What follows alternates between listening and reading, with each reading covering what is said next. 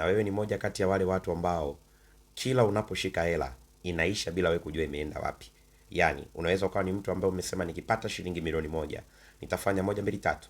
Ukipata hiyo shilingi milioni moja unajikuta mpaka inaisha hujakamilisha lolote kati ya yale malengo yako, na unaanza kujiuliza hela imeishaje. Ukijaribu hata kupiga hesabu huelewi, hakuna jambo lolote la maana umefanya, lakini hela imeisha, na wakati mwanzoni ulikuwa na hesabu zako zimekaa vizuri. Sasa hiyo inaitwa roho ya kutawanya.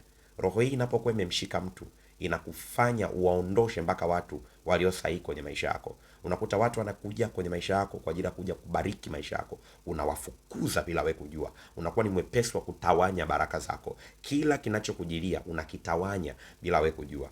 Lakini unapokutana na video hii, mimi nataka nikuombee leo.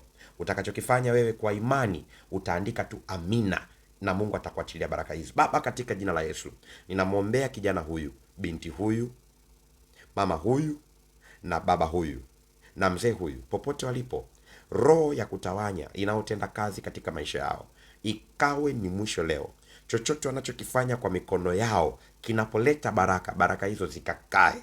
Mikono yao ikawe ni kama sumaku itakayotunza na kuzishika baraka. Hakuna tena kutawanya baraka kuanzia leo. Hayo mapepo ya kutawanya baraka hayatapata nafasi juu yako tena, katika jina la Yesu Kristo nikiomba na kuamini, amen.